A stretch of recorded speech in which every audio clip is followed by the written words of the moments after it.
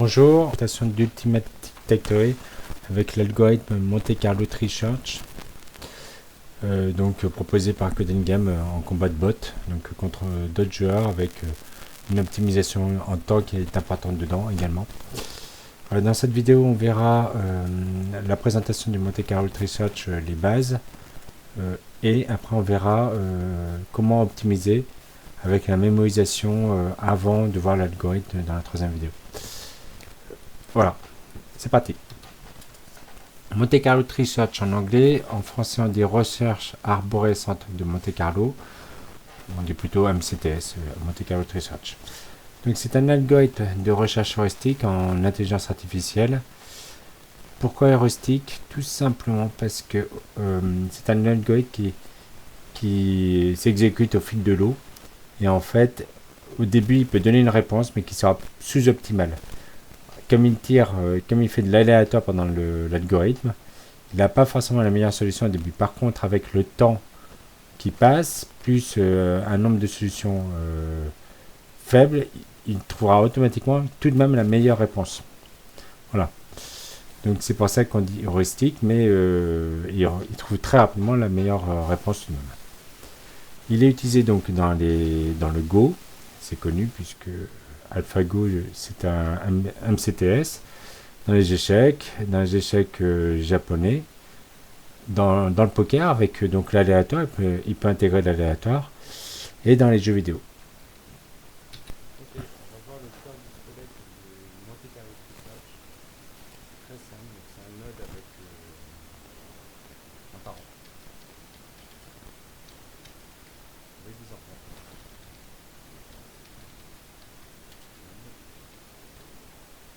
Donc c'est les alphabets taille nulle. Et donc 4 fonctions. Première fonction, c'est la sélection. Il choisit parmi ses enfants quel est le meilleur choix possible entre le meilleur résultat ou la meilleure expansion. Puis il a un paramètre montré qui est le coefficient d'expansion. Ensuite, on a l'expansion. À partir du dernier enfant qui n'a pas d'enfant, on lui crée les enfants possibles de tous les états où il peut arriver à faire. Donc, tout après l'expansion, il nous renvoie un nouveau Monte Carlo Tree Search. À partir de là, on va faire une première partie totalement aléatoire.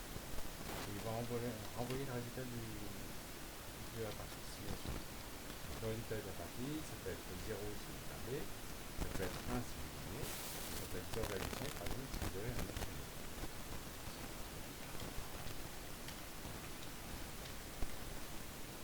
Et enfin, la dernière étape, c'est la backpropagation. On ramène les résultats à tous les parents. C'est les parents les plus importants dans le espèce,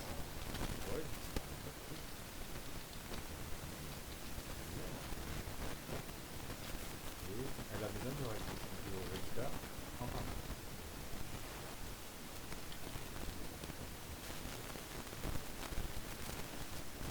Alors, là je suis très embêté avec l'iPad, je vais rafraîchir la page. Voilà, hop, c'est comme ça qu'on enlève les remarques. Donc on va simuler du temps, parce que celui-là, j'ai pas de temps.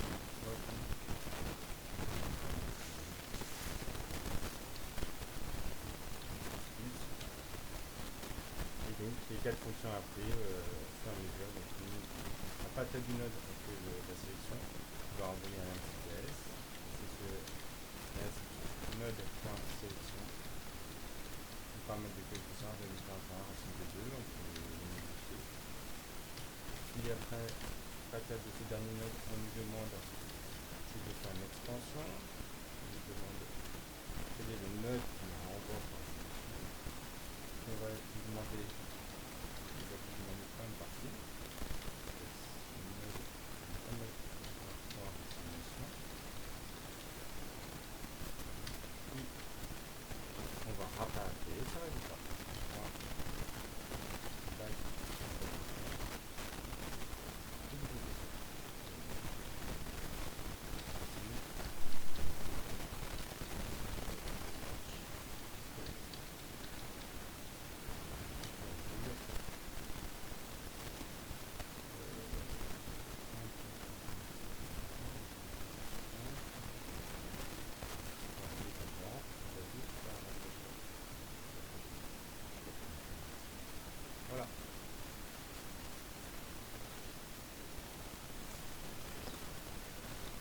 Alors, comme vous voyez, le Monte Carlo Tree Search a 4 fonctions. Et donc là, avec le code de base qui est écrit, après il faut implémenter la fonction sélection, la fonction expansion, la fonction simulation, la fonction backpropagation. En fait, ça va créer un arbre à chaque boucle et l'arbre va se ramifier petit à petit chaque fois qu'il va faire un tour de boucle. Donc là, on voit le node avec le W, le nombre de parties gagnées dans ce node, et le N, le nombre de parties jouées en tout.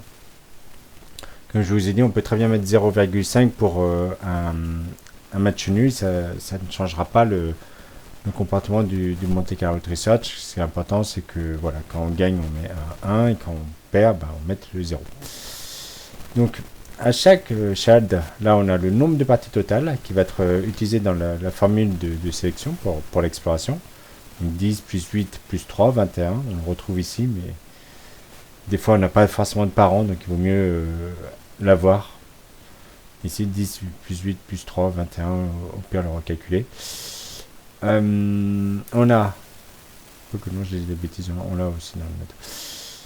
On a le nombre de parties gagnées, donc il va choisir le choix. Donc là, par exemple, 7 sur 10, le coefficient, en termes de ratio de victoire, on est plus important sur 7 sur 10 que sur 5 sur 8. Toutefois, si le coefficient d'exploration, avec le coefficient d'exploration et puis la formule d'exploration, c'est pas parce que il y a un meilleur ratio à gauche qu'on va toujours prendre le chemin à gauche. En fait, plus les parties vont s'incrémenter, plus le coefficient d'exploration va devenir important, et d'un seul coup, hop, le Monte Carlo Tree Search par magie va tenter un autre nœud pour vérifier qu'il ne s'est pas trompé dans son heuristique et que finalement il n'aura pas raté une branche finalement intéressante. Ça, c'est l'étape de sélection. Ici, on a l'étape d'expansion. Donc on voit le chemin qu'il prend, c'est 10e, 5 sur 6, 3 sur 3. Et là, l'étape de... quand il a terminé sur le dernier nœud, il doit faire son expansion. Alors faites attention dans le code. Ici, on voit bien dans le wiki, c'est détaillé comme s'il n'y avait qu'un seul nœud de créer. En fait, c'est faux. Il faut créer tous les cas possibles. Pour que les étapes de sélection au coup suivant se passent bien. Quand vous essayerez de l'implémenter, vous verrez que ça ne peut pas marcher avec un seul nœud créé.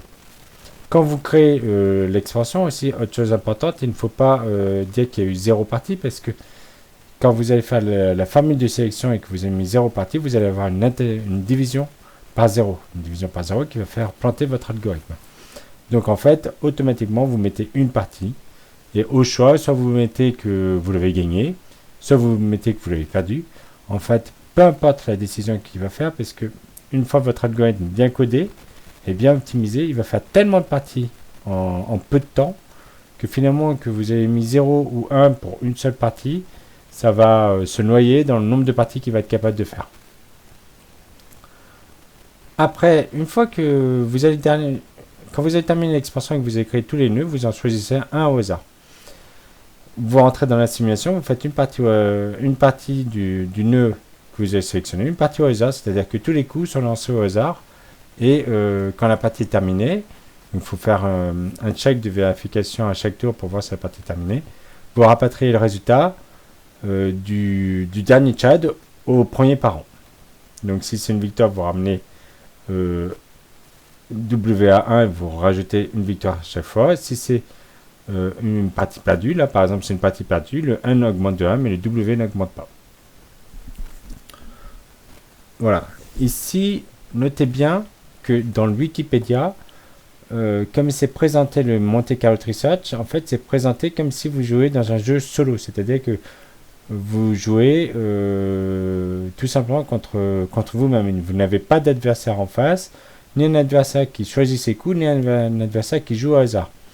Si vous êtes en face d'un adversaire qui joue au hasard ou qui a de l'aléatoire, vous devez rajouter les nœuds aléatoires entre chaque étape et là, les choisir de façon aléatoire.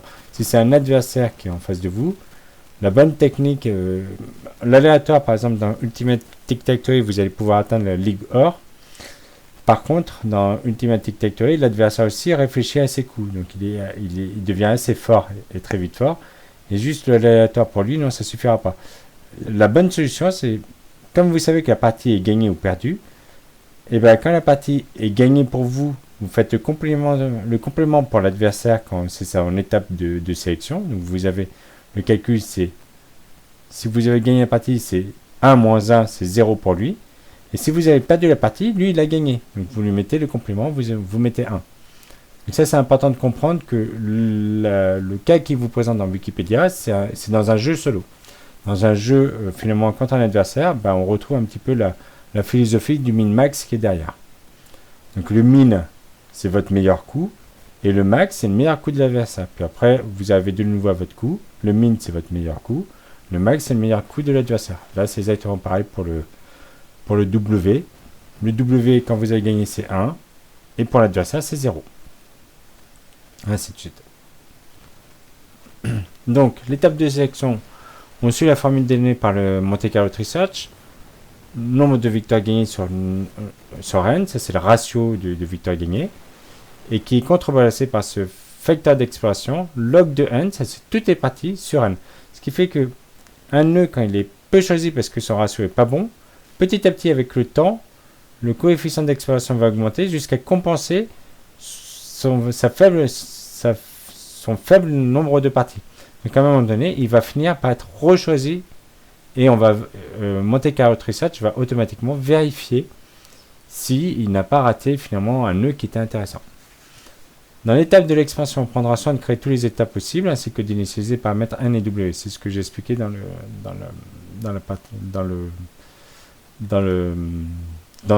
l'image précédente. Toutes ces étapes nécessitent de la rapidité d'exécution. Donc il faut aller très vite.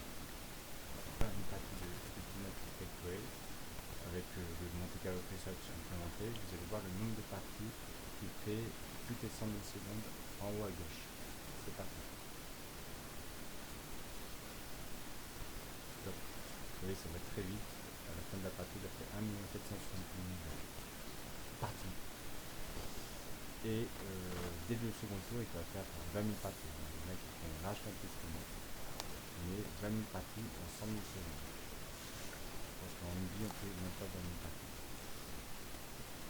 Voilà, vous voyez que là, il arrive à aligner les 3 cases.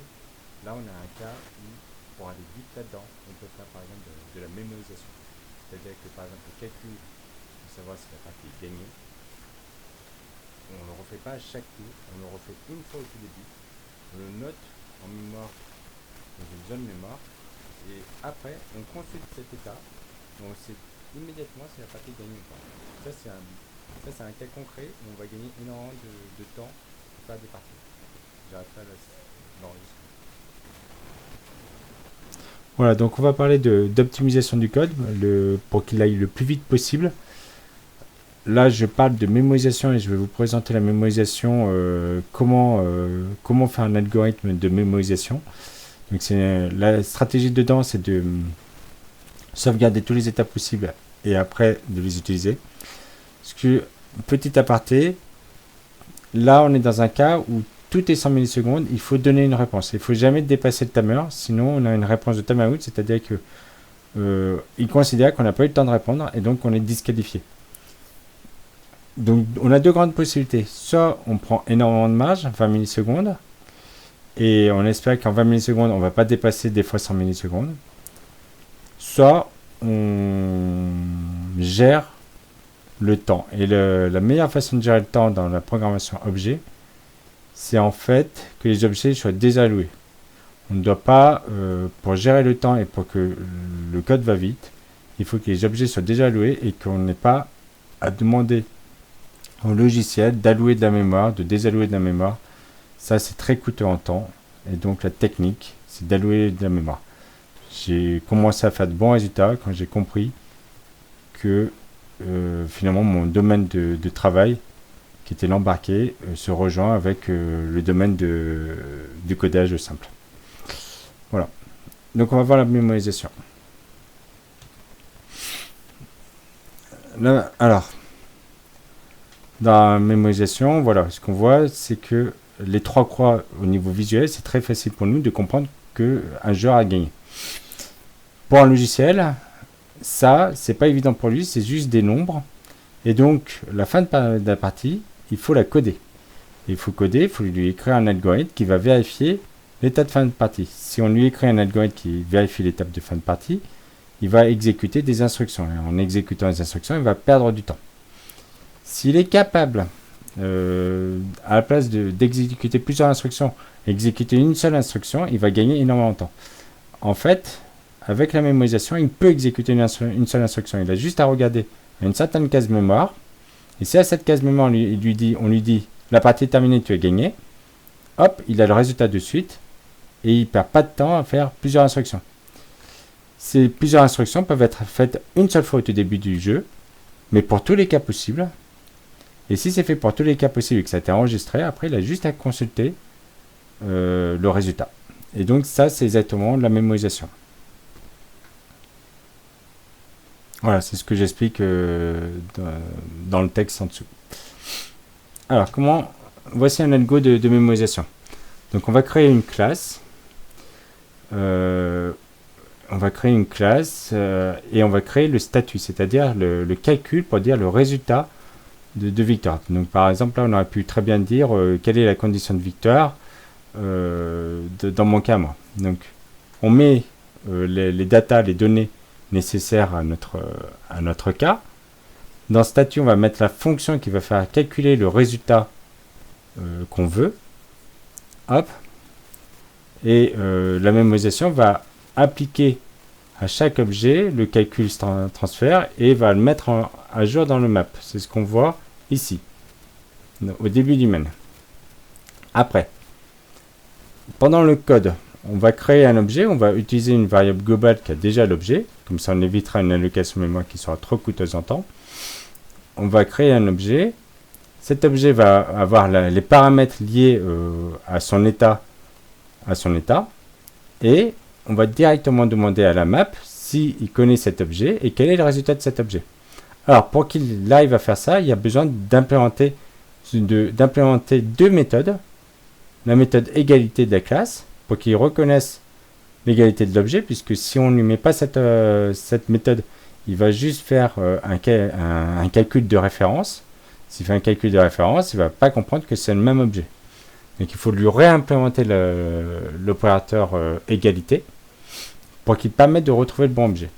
Et enfin, et là où c'est très fort, c'est qu'il faut, ce qui est très fort en Dart et ce qui est très fort dans la plupart des langages un petit peu haut niveau après le C, c'est qu'il y a souvent des fonctions de hashcode, c'est-à-dire qui vous propose directement de hasher la donnée objet en un seul entier, et il se dit bah, moi je me débrouille pour vous le faire unique, et je vous débrouille pour vous le coder, pour le crypter, et pour que vous le trouviez rapidement.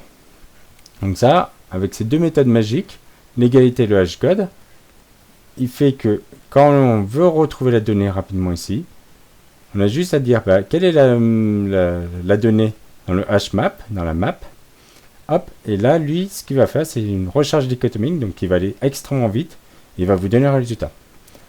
Voilà. En C, il faut soit implémenter la recherche dichotomique, soit être malin et se dire bah, comment faire pour que finalement la donnée elle soit déjà triée, et que juste en donnant le numéro, je suis déjà dans le numéro bon. Donc juste un tableau. Voilà. Donc cas concret dans Ultimate Tic-Tac-Toe, moi j'ai utilisé dans 3 cas. Déterminer la fin de partie de la victoire et la défaite. Donc j'ai fait une fonction de mémorisation qui me permettait de savoir après, pendant toute la partie, en une map, si j'avais gagné, si j'avais perdu. Ça, j'avais fait avant même que je faisais mes simules. Donc je pourrais pas vous dire le nombre de parties que le nombre de simulations que j'ai gagné par tour. J'ai fait une map aussi pour déterminer les premiers coups en début de partie. Parce que dans Ultimate Tic-Tac-Toe, on peut deviner quels sont les meilleurs coups en début de partie. Par exemple, dans Tic-Tac-Toe, jouer au centre, c'est une très bonne façon d'avoir toujours au moins la victoire, au moins le match nul, voire la victoire. Si vous jouez en haut, en bas, à gauche, à droite, et pas dans les coins, c'est une très bonne partie pour ne pas gagner. Donc c'est clairement toujours le meilleur coup, c'est toujours au centre. En tout cas quand on commence. Et Une autre mémorisation que j'ai faite, c'est convertir les données cartésiennes, comme je vous ai dit, en row, colonne. Moi, j'ai fait en 0, 1, 2, 3, 4, 5, 6, 7, 8, en données binaires. Donc ça me permettait aussi de gagner du temps, puisque le logiciel m'envoyait toujours les données cartésiennes, et moi, hop, je transformais et puis j'avais la donnée immédiatement. Donc la mémorisation, c'est extrêmement important pour gagner des simulations. Plus vous faites de simulations avec le Monte Carlo Tree Search, plus il va pouvoir converger vite, et puis il va trouver la meilleure solution rapidement. Si le Monte Carlo Tree Search n'a pas le temps de faire suffisamment de simulations, il ne vous donnera pas forcément la meilleure solution. C'est là où on retrouve le concept de heuristique. Voilà, c'est la fin de la vidéo. J'espère que vous avez appris pas mal de choses. Vous avez vu la structure du code. La dernière vidéo, je rentrerai dans le Monte Carlo Tree Search, comment implémenter les cas de fonctions, qu'est-ce qui se passe pour l'état suivant, pour le coup d'après, etc. Il y a encore beaucoup de choses à voir, mais la mémorisation me paraissait vraiment importante, ainsi que la vulgarisation de cet algorithme. Au revoir.